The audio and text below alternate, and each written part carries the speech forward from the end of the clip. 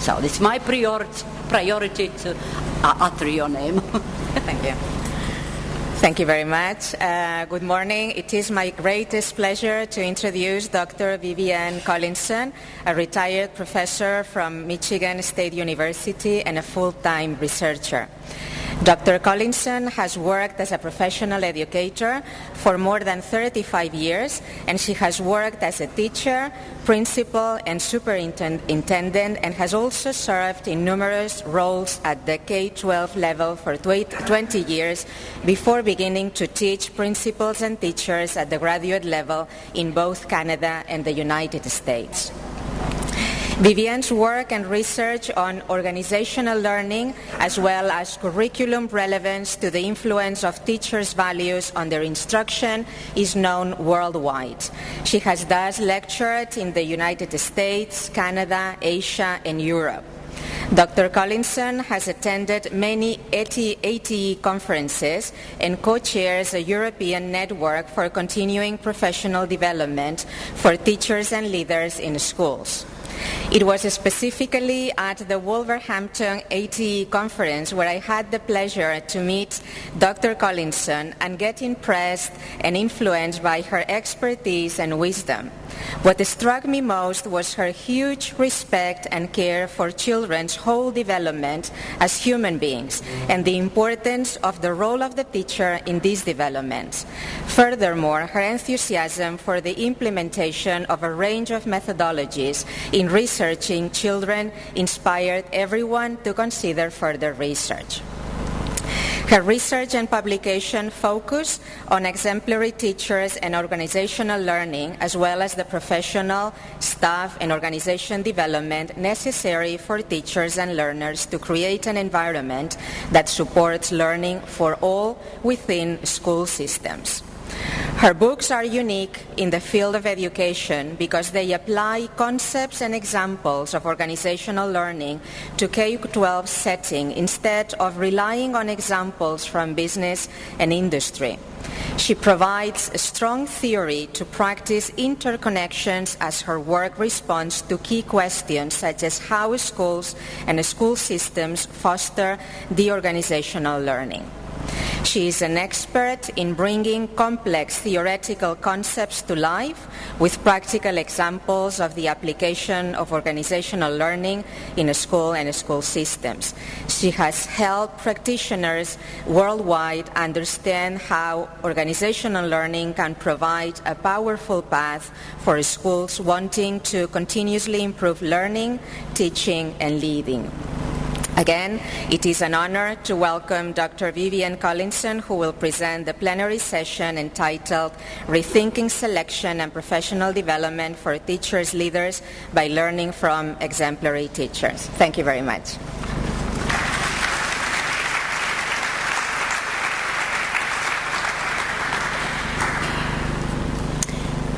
Good afternoon, everyone. I wish I could manage that in Latvian, but I haven't. And thank you so much, Joanna, for your really generous introduction. It's always a distinct honor to be asked to give a keynote address, so I particularly want to thank the Administrative Council for their kind invitation. I'd also like to thank the organizers, especially Irena, but everyone, for all the work they have done to make the ATE's 36th annual conference a success. I appreciate the opportunity to contribute not only to this organization because I've been coming so long, but particularly to this conference in Riga.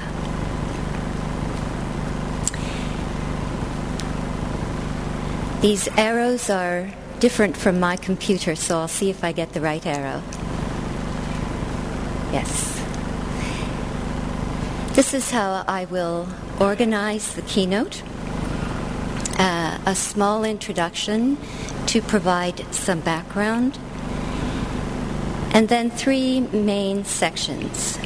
Being a learner, becoming an exemplary teacher, being an exemplary teacher, and here I will give a very brief outline of my grounded theory of exemplary teacher.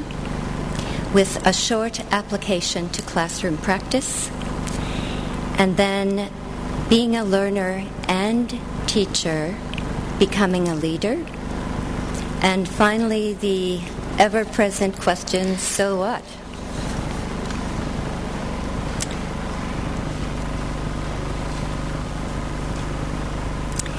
Human beings around the world live in a widely diverse settings, yet the human condition binds us together. We share the same needs to survive and fulfill aspirations. We share the same emotions and desires to communicate and socialize with others.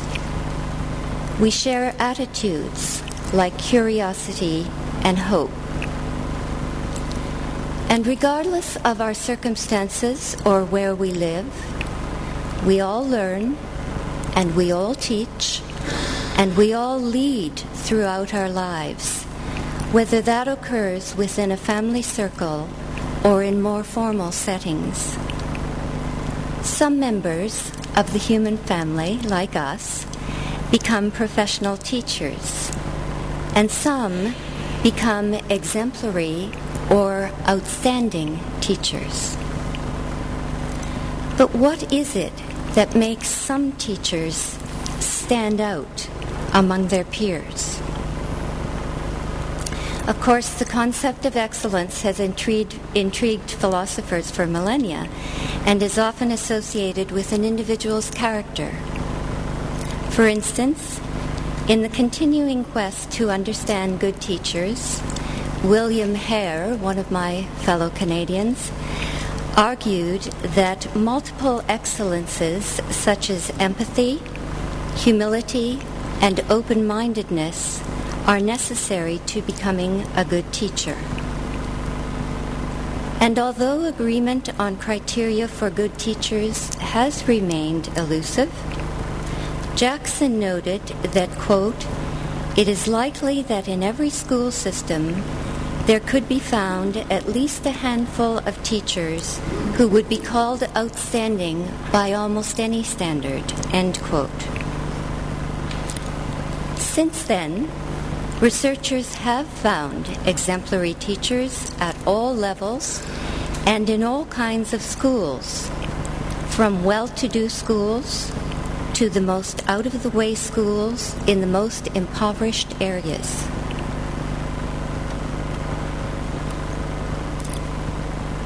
But whatever term is used to describe these teachers, whether it's outstanding, excellent, accomplished, or any other, does not mean that exemplary teachers represent perfection, but rather, as Berliner pointed out, that they can serve as an example from which others can learn.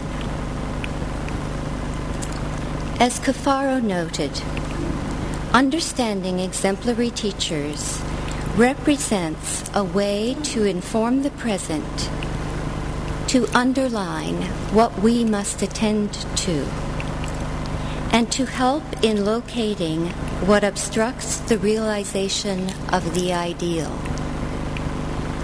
The informing of the real by the ideal focuses the work to be done to lessen the distance between the two.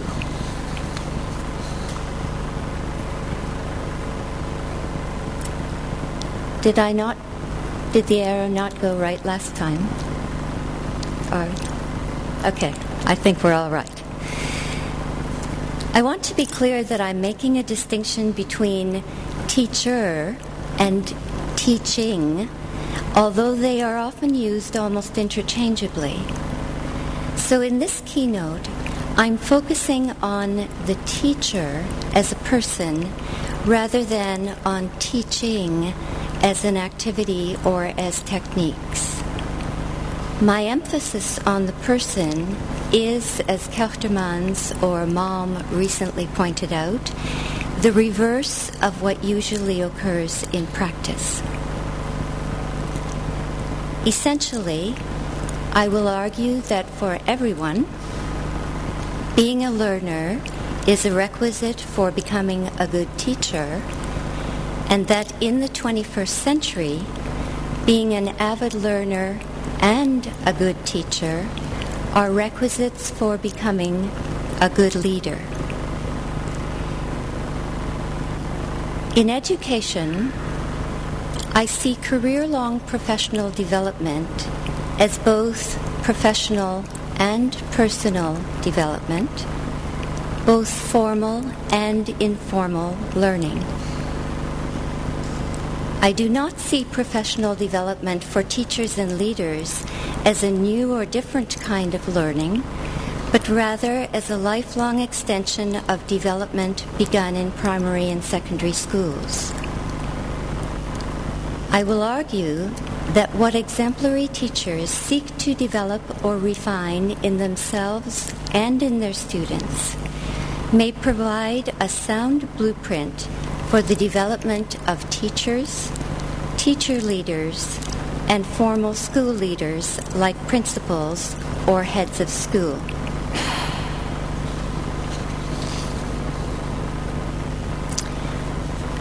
The data I will refer to come from my national study of exemplary teachers that resulted in a grounded theory designed to capture the teacher's meaning of what it means to be an exemplary teacher.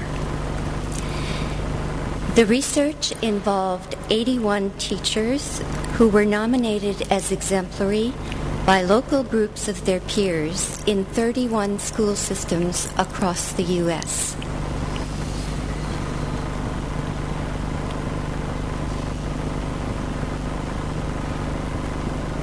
I hope I've got these arrows correct. If I don't, please let me know, because I don't want to turn around each time. Pathways toward becoming an exemplary teacher were neither straightforward nor simple for this sample, and I really regret not asking some specific questions about becoming a teacher, but the participants nevertheless provided plenty of unsolicited data anyway. About a third of the 81 teachers came from a family with one or more teachers, and many of those family teachers served as role models for these participants. The youngest teacher in my sample was only 25 years old, but her mother had been a teacher, so she had spent much of her life in her mom's classroom, and she spoke particularly warmly about her grandmother, who had been a teacher as well. She said, "My grandmother always had a pleasant way about her, a loving way, and it was genuine. That, I think, has always been in the back of my mind as the ideal." Other unsolicited data. 7% volunteered that as long as they could remember, they always knew they wanted to become a teacher. But 11% of my particular sample, and remember, I didn't ask specifically, so the 11% could be higher, changed their minds partway through university. In other words, they did not intend to become a teacher. And a real surprise to me, another 30% had pursued totally different full-time careers other than teaching, and then came to teaching. So of the 41% who did not intend to become a teacher, they mentioned that it was an accidental opportunity to teach that made them change their mind. For instance, a math teacher who had intended on becoming a lawyer and was taking economics classes said, "I ended up tutoring a lot of people in my college math courses. I had a real aptitude for it, so I went into education and math. And I would have never, ever thought that I would become a teacher."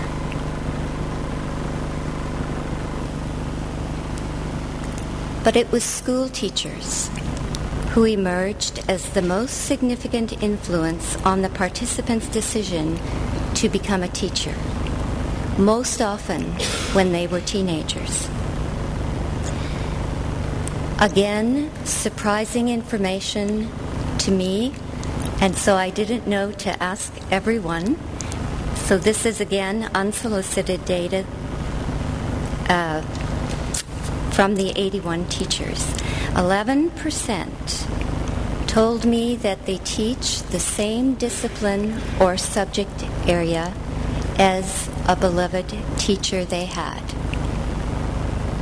Another 7% told me that they teach the same age level as they were when they had a beloved teacher. And another 19% teach both the same subject and the same age level as their most admired teacher. Many of them said they remembered a few things about the class. Often they remembered projects or collective inquiry work in those classes. But mostly they said about these beloved teachers things like, it was their being, it was the way they were that influenced and inspired them as students.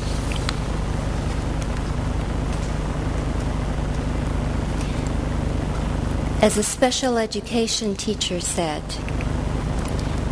teachers have such a strong impact on students. What we say, what we do. In our minds, it can be so insignificant that we don't even think twice. But it has an impact to affect people in such a way that they remember it all their life. That's amazing to me. It's a powerful thing, good and bad. And a history teacher said, "You're one individual as a teacher, and it will have a consequence, be it good or be it bad, you know. So it might as well be good."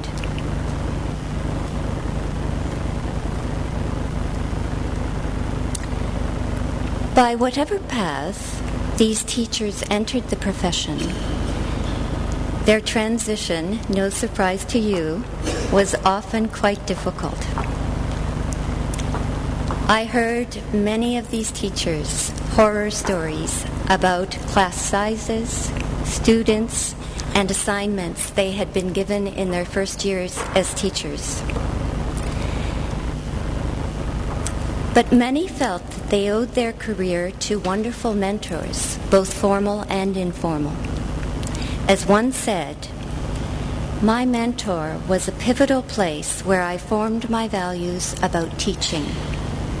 She saw me drowning and reached a hand to me. I wouldn't even be a teacher if it wasn't for this woman." That exemplary teacher now teaches student teachers at a nearby university, mentors novice teachers in her school, and trains mentor teachers in her district, a common pattern among my sample.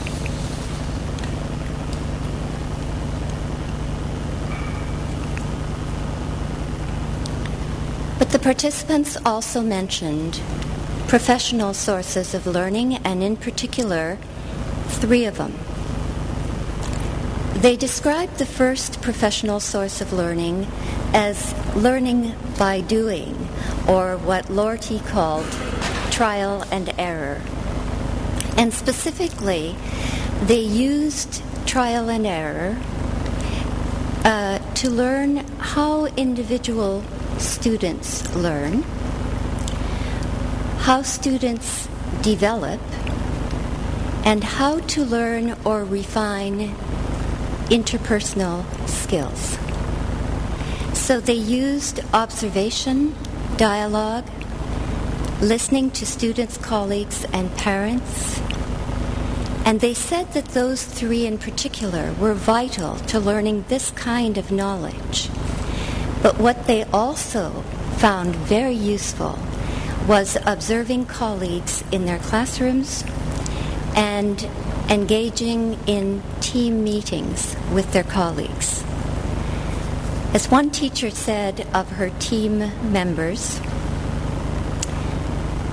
I use some of them as role models and others of them as, I don't want to do it this way. So I'd say maybe positive and negative role models, and somewhere deciding where I belong.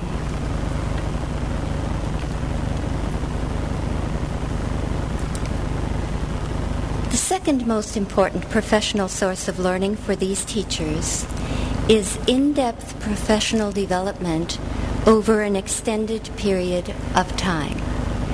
And they mentioned in particular reading, summer institutes, conferences, university courses, observing role models, and belonging to communities of practice or professional organizations. The exemplary teachers in my sample simply assume, they take for granted, that a career-long pursuit of academic and pedagogical knowledge is a necessity for doing their best, and they are determined to do their best, so they stay up to date. They particularly seek self-knowledge, knowledge of others, knowledge of how they influence others and in turn are influenced by others, and ways to change themselves, ways to change their thinking and behaviors in order to do their best and then get the best out of their students. Specifically helpful to these teachers, they said, were psychology or philosophy courses, as well as extensive training in special needs, gifted and talented education, counseling, communication, conflict resolution, cooperative learning, and collegial coaching. And by the way, I had representation from all of the academic subjects except physical education, but all of the rest, vocational education and special education and library. But regardless of their subject, they all were fascinated with and tried always to learn more about special needs and gifted and talented. They seemed to think that that was really a necessary foundation.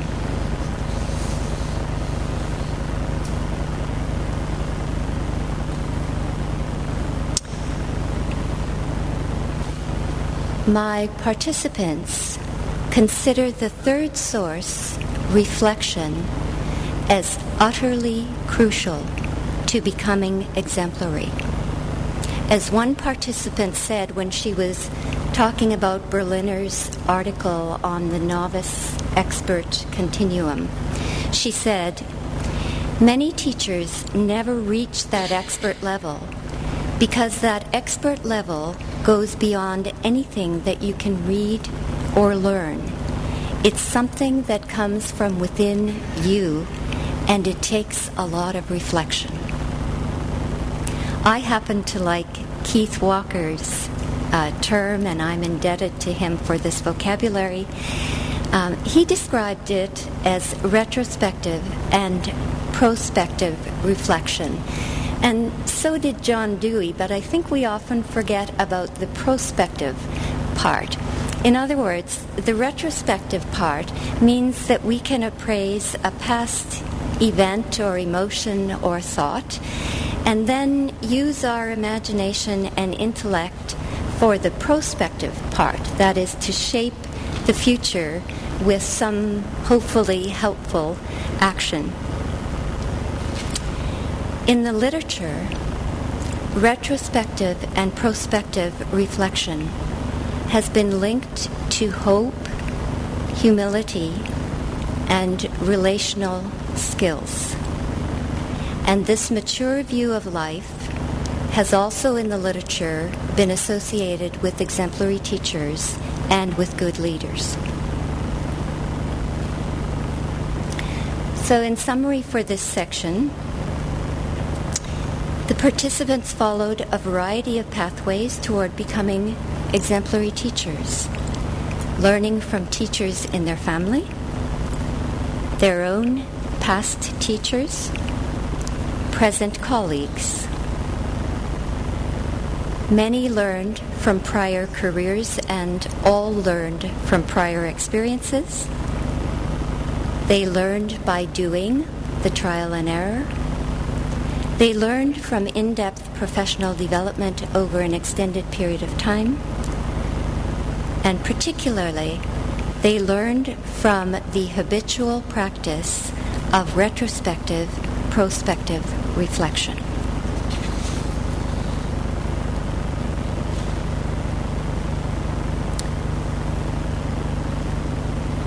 What then have researchers learned about being exemplary teachers? Studies over the last 2 decades have confirmed what the early researchers, and by early I mean the 70s and 80s, consistently discovered about exemplary teachers. They are continual learners. They demonstrate a deep concern for professional development. They innovate in an endless quest to help students learn. They also exhibit self-knowledge and an ethic of care that enables them to relate to other people in more productive ways. This knowledge base, as well as my earlier study of exemplary primary school teachers in the 90s, provided a foundation for my investigation of exemplary secondary school teachers using a grounded theory approach. And out of the data emerged 5 highly interrelated, very complex, very nuanced propositions. And essentially those 5 propositions capture what my participants see as essential learning for life for both themselves and their students. I don't have time, obviously, this morning to elaborate the many pieces of the puzzle that make up the grounded theory, and so I'll simply outline the 5 propositions or 5 interconnected main pieces of the theory.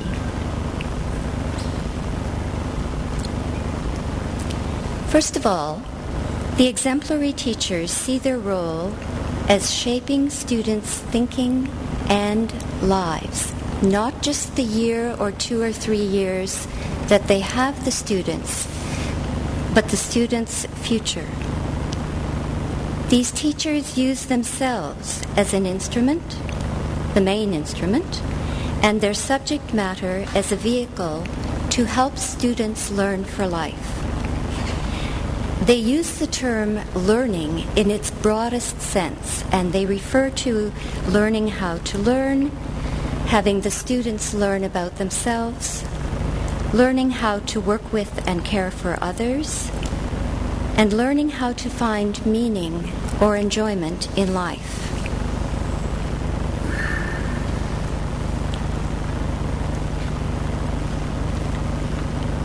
Secondly, the teachers focus on connections to create conditions to promote the development of the whole person, intellectual, social, emotional, and ethical development. Connections to a student's life experiences or their own, personal interests, and the human condition provide relevance of the subject at hand. Connections among domains of knowledge, these teachers regularly seek out colleagues so that they can teach in interdisciplinary ways. Connections to one's inner self. and connections between oneself and the community. And they mean all levels of community from the classroom to the global. And they believe that those connections and their use of those connections helps form the identity of and nurtures possibilities for each student's growth.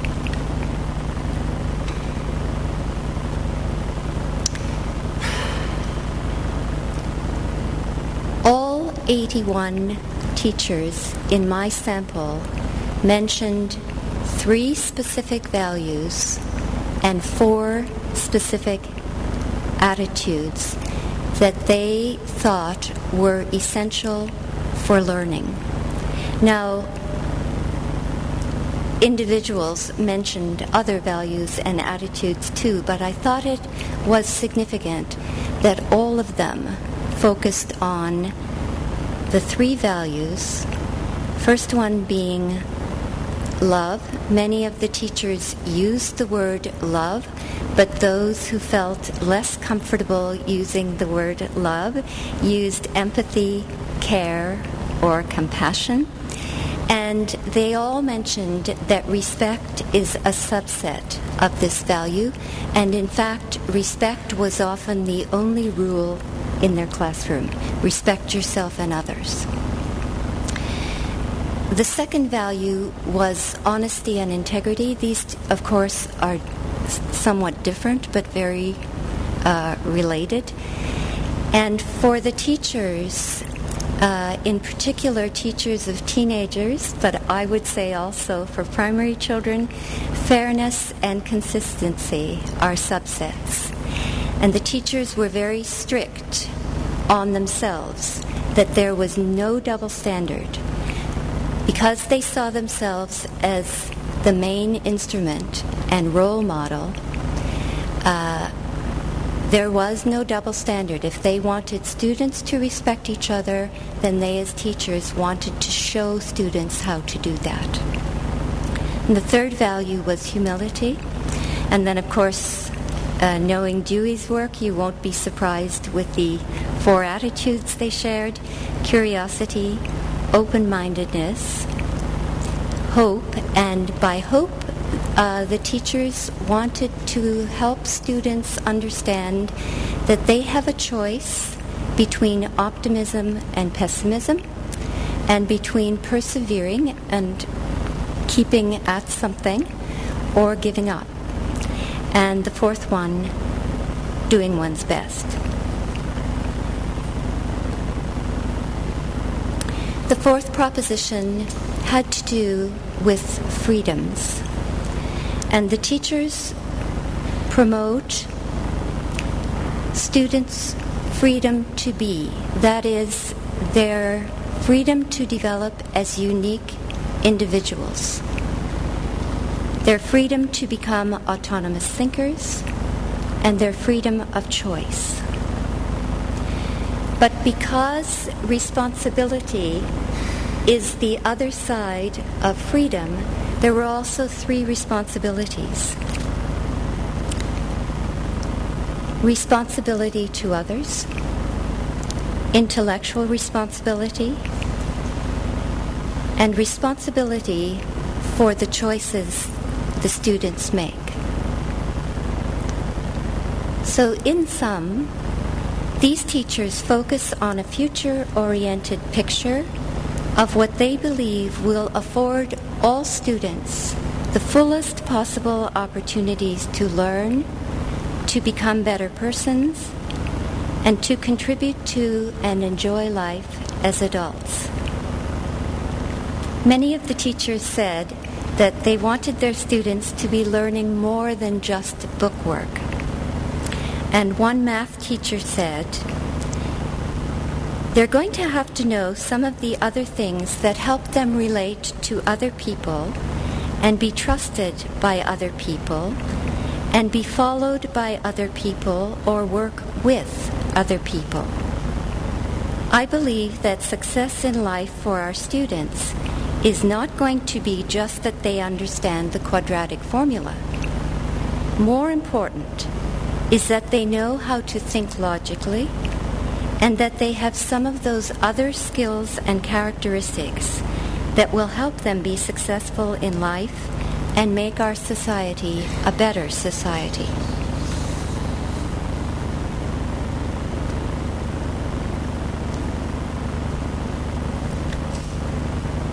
So how do these highly interrelated and very complex propositions translate into classroom practice for these teachers?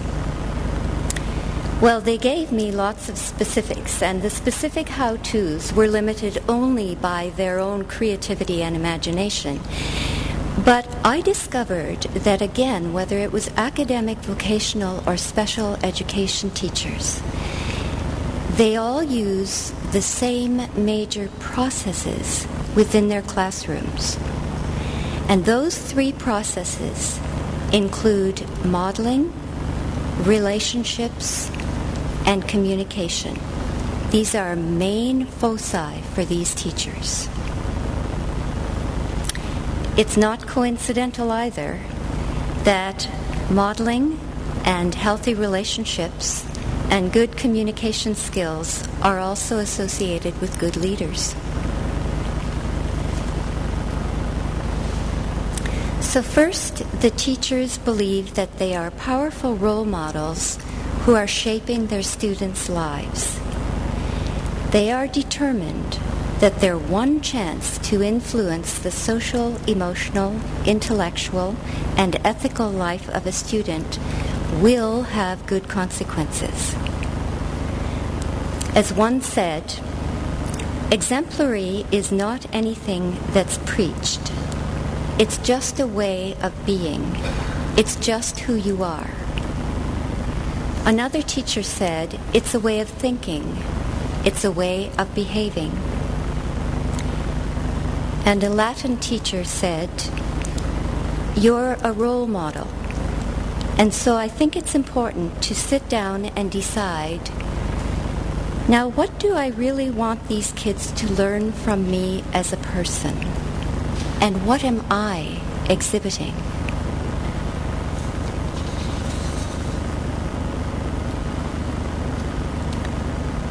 Second, the teachers focus on human relationships. They use the teacher-student relationship inside the classroom and outside the classroom to learn how to best help students and to create a classroom community in which students' development can thrive. But somehow, the teachers also seem to share Heath's conclusion that both interpersonal and intellectual development prepare the way for the maturation of values and self, in that relationships provide the crucible out of which develop not only conscience and ethics, but also self-attitudes and identities.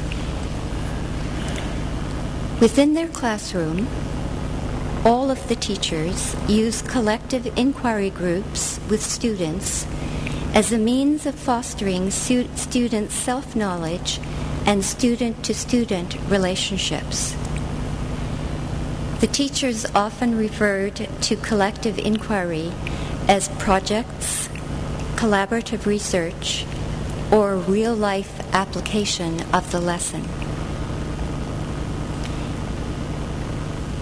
Inquiry, the way John Dewey described it and the way we often think about it, is generally considered an intellectual pursuit. But what these teachers liked about collaborative inquiry was that it allows them to discover students' thinking and strengths and to help students practice skills of decision-making, interpersonal relations, communication, conflict resolution, and group processing. They also use inquiry to stimulate interdisciplinary connections that can broaden students' perspectives, make topics relevant, and potentially help students find meaning and enjoyment as adults. As one teacher explained, if you know where to find information and you can work with other people to go about finding that information, you're going to be able to learn whatever you choose to learn.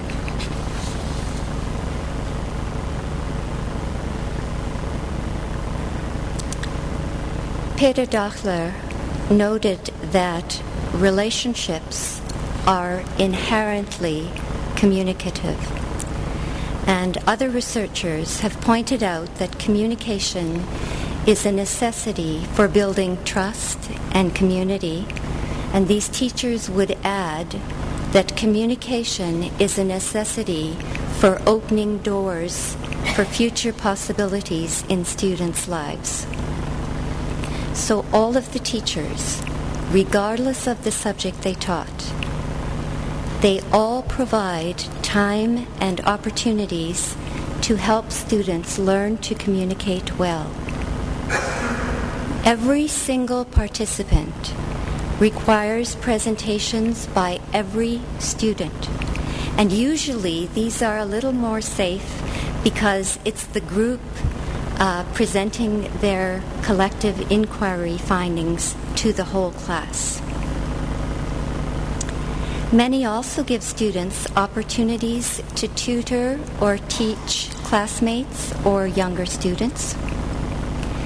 And the teachers help students learn about verbal and nonverbal communication, including dialogue, listening, the power of words, body language, the presentation of self,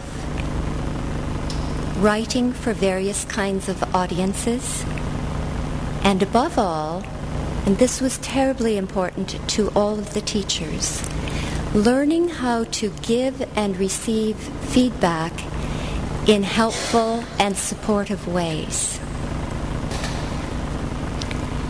Of course, feedback supported with evidence helps students learn about their own strengths and limitations too, and what they know or don't know, and that's one way of helping children start to learn about the value called humility.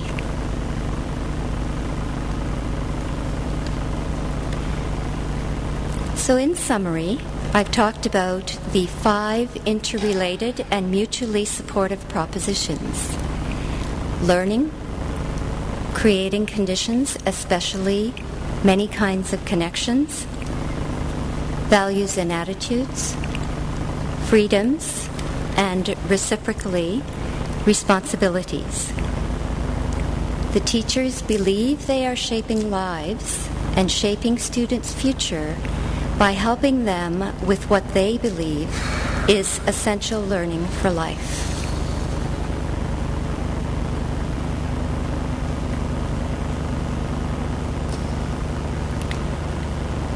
Almost a century ago, Mary Parker Follett recognized that being a learner is a requisite for becoming a good leader.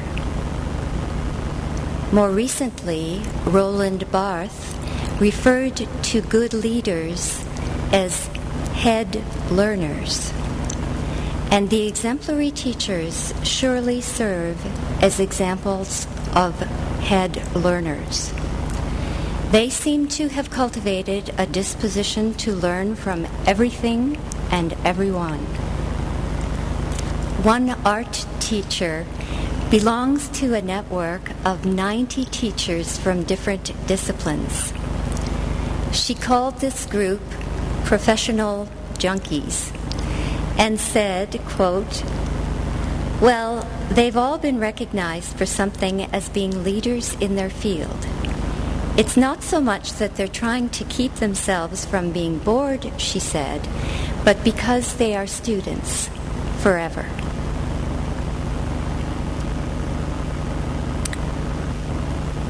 In addition to good leaders being head learners, they are also good teachers who foster learning for everyone. Good leaders have strong interpersonal and communication skills. They help others see the big picture, find meaning, work collaboratively. They change themselves before helping others change. Or as Wyke and Quinn called it, the logic of attraction. I really love this piece that Wyke and Quinn wrote on the logic of attraction. You change your thinking, you change your behaviors, and in that way you can show others how to be. In effect, everyone is a teacher or leader periodically throughout life. Parents as children's first teachers, carpenters or plumbers who teach their apprentices, secretaries who initiate newly hired personnel, doctors who teach interns, and military officers who constantly teach their subordinates. Whether roles are informal or formal, research indicates that leadership may emerge from any member of any group at any time.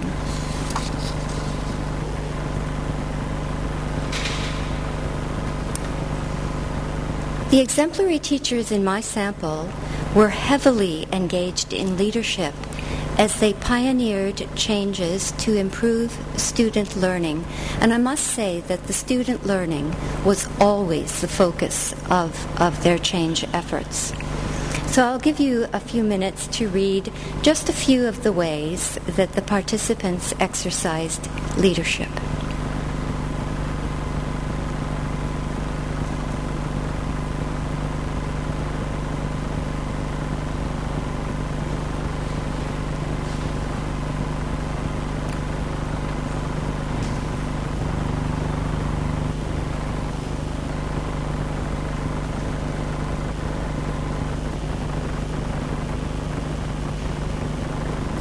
And additionally, many of the teachers directly influenced selection and development by volunteering to teach education courses at local universities, introducing mentor programs to their school systems, serving as mentors, training mentors, or providing other specific leadership training for colleagues.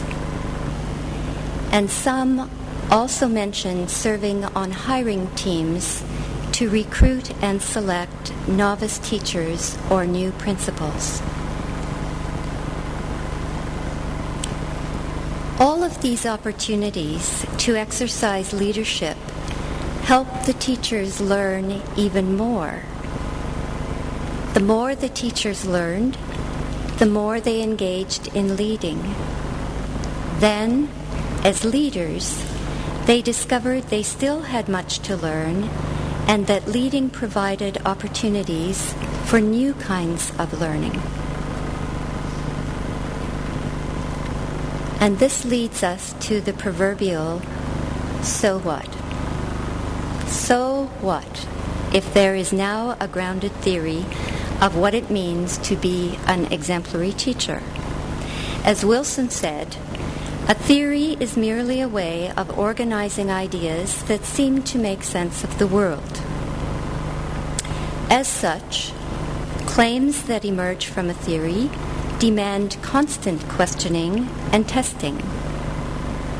But as Fullen noted, quote, "Without a good theory, all you can do is acquire techniques, surface manifestations of the underlying thinking," end quote. Until recently, teacher preparation and continuing professional development seem to have done just that, focusing mostly on teaching as techniques instead of on the holistic development of the teacher as a person.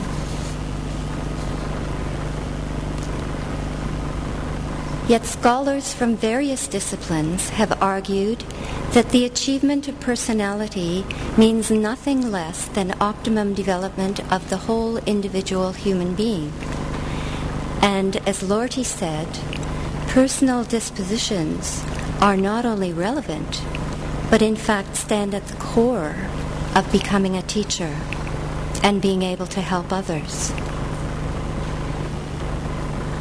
Researchers and educators have not only paid little attention to the holistic development of teachers, that is, to the interface of the personal and the professional, but as Malm explained, most professional development for teachers emphasizes content knowledge and techniques at the expense of what it means to be.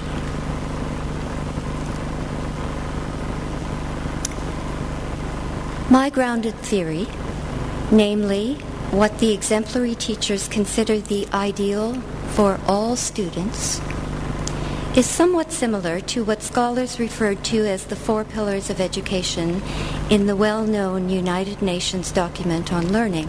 And I don't need to remind you that those 4 pillars are learning to know, learning to do, learning to live together, and learning to be. In this keynote, I have focused mostly on the last pillar, learning to be, because it gets so little attention. Even the authors of the UN document put learning to be at the end. The exemplary teachers in my study, however, started with the question, who do I want to be as a role model for students? And then set out to try to become that person, constantly refining their knowledge, skills, and attitudes in a lifelong pursuit to narrow the gap between the real and the ideal. Those who decided to become a teacher thanks to a beloved role model had the advantage of retrospective and prospective thinking about the person they wanted to become years before their formal teacher education began.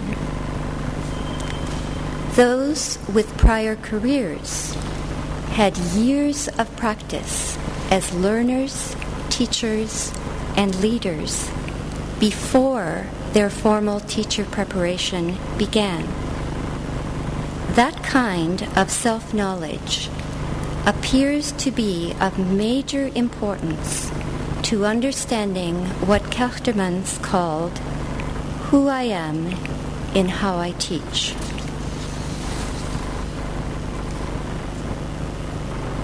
The exemplary teachers also believe that knowing students is vital to helping students learn.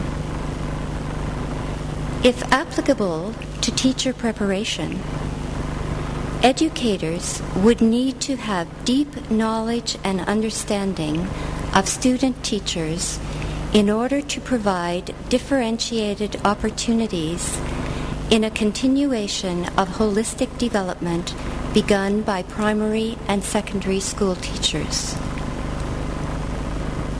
As for career-long professional development, we can only imagine what it might look like if it emphasized what these exemplary teachers strive to do, keeping an unwavering focus on improving learning, doing their best and getting the best out of students, creating opportunities for inquiry into relevant and challenging issues, providing for extensive practice in communication, taking time to make interdisciplinary connections, modeling how to give and receive helpful feedback, and creating opportunities for students to demonstrate their strengths and develop collaborative leadership skills that help themselves and others learn who they are. It is likely, John Gardner noted, that if more primary and secondary school students had such a background, society would have a deep talent pool of candidates capable of becoming future exemplary teachers and leaders. Imagining such a change might lead us to question current policy decisions. For instance, given that good principals look remarkably similar to good teachers, why would we not insist on selecting as principals only those who are continuous learners and exemplary teachers? And if 21st century leadership involves leaders and followers regularly switching places as they share ideas and model changes, then surely we would select as principals those who had already demonstrated such dispositions as teachers. Similarly, at a time when emphasis on distributed leadership and collegial interdependence are increasing, we might ask why professional development for principals continues to be separated from professional development for teachers. We might also ask why leadership development and opportunities are not part of all teachers' career-long learning to provide a deep talent pool of leaders. These and many questions still need to be examined. But perhaps learning from exemplary teachers can provide a blueprint to help us rethink the selection and professional development of teachers and leaders in schools, and then to find ways to narrow the distance between the real and the ideal. And I will turn it back to you, Joanna.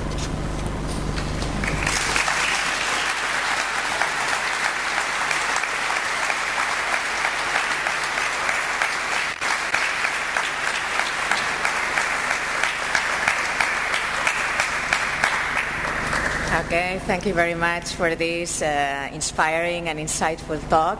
I think that we have been given much to think about and to bring to our own context. So now I would like to invite the members of the audience to maybe ask any question you would like to raise. Please.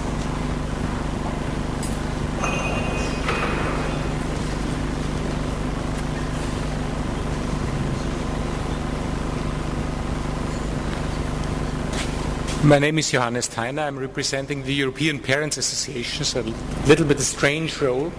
And I want to thank you very much for pointing out this very important aspect of lifelong learning as an interlinking view of how learners and teachers have to have reflection on the whole process.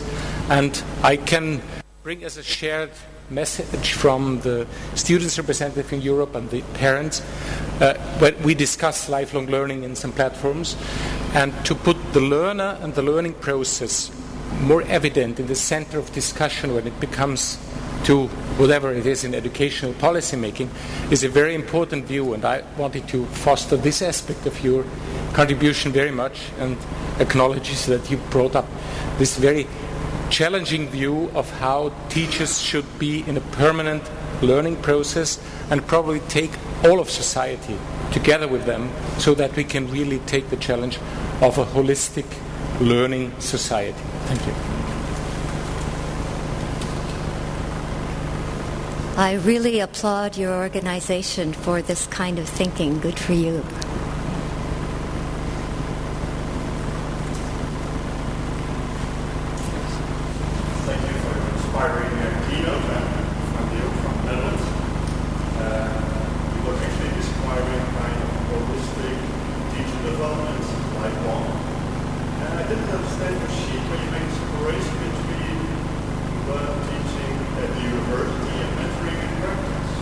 Or did I misunderstood that it's more a dynamic explain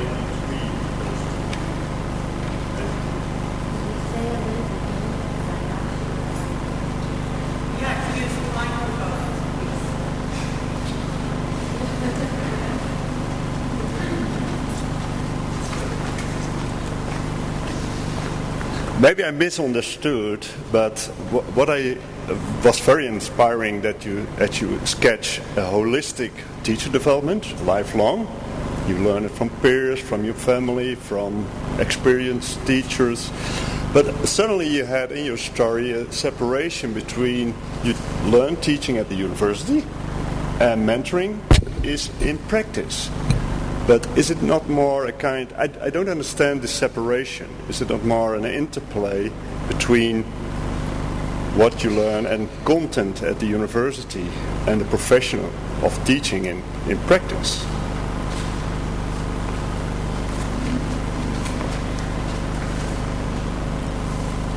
I hope I do justice to what I hope I understand the question and can do justice to it.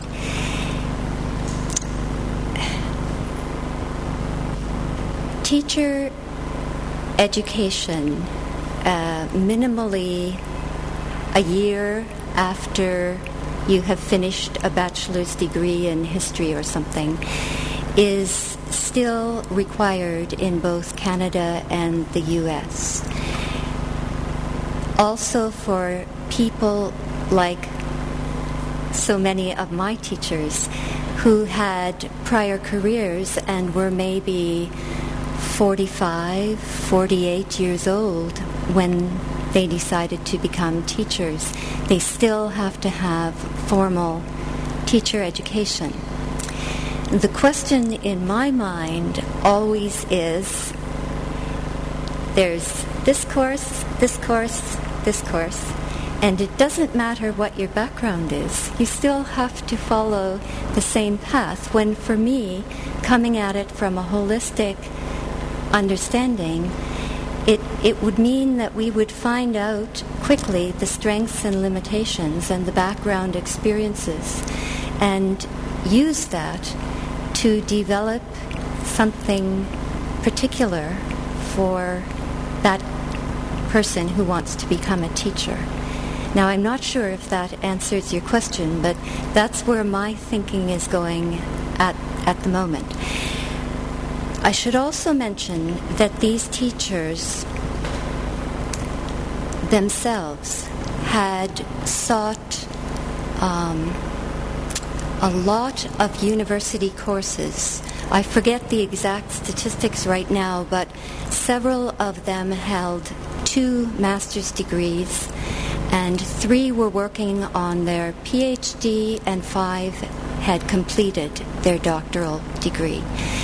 And many of them took university courses, particularly in the areas I mentioned, like philosophy, psychology, conflict resolution, counseling, special needs, education, and so on, as a way to learn more. They always saw more. So I hope in some way that addresses your question. Yeah.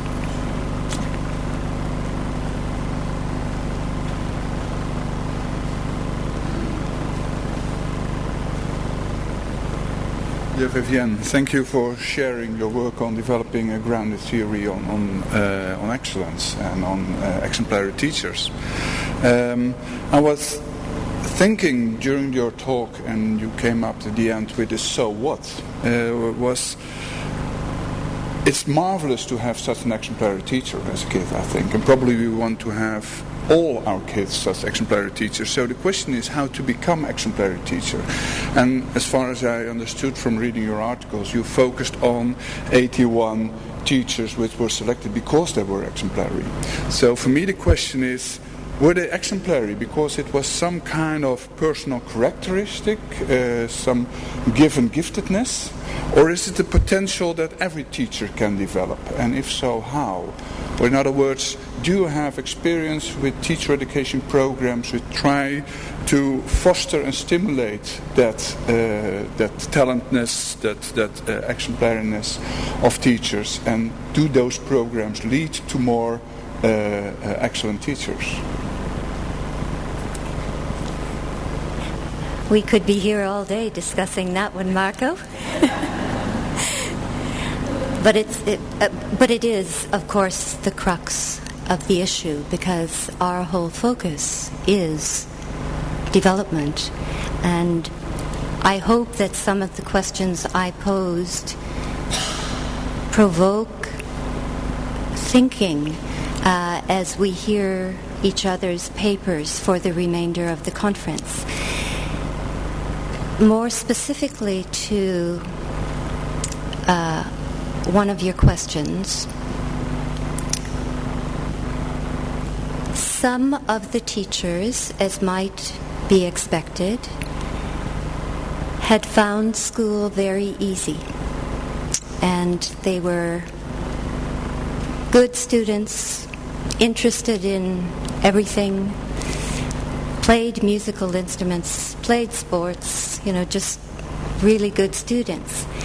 But I was surprised how many of the teachers told me that they had done poorly in school, including failing a subject or failing a whole year, and in one case, one student failed a university, one teacher failed a university course in which he was a student.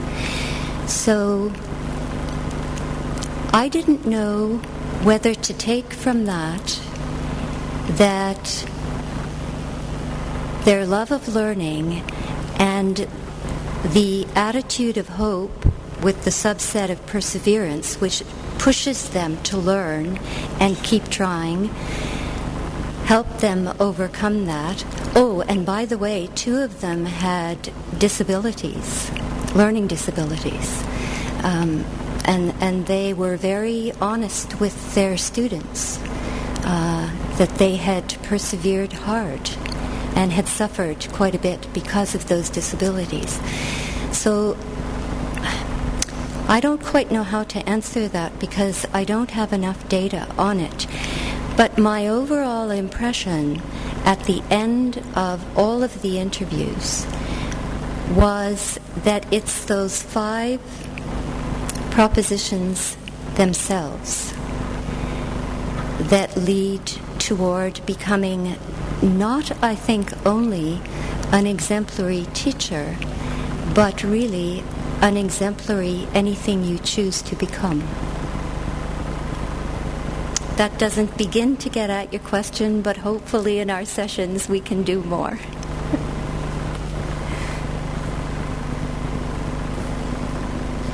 Okay, any other question? No? Okay, so once again, thank you very much for having shared your research today with us. I think that you have made us aware of how important our role as teachers is and how a key motivational factor we can be for our students. So thank you very much.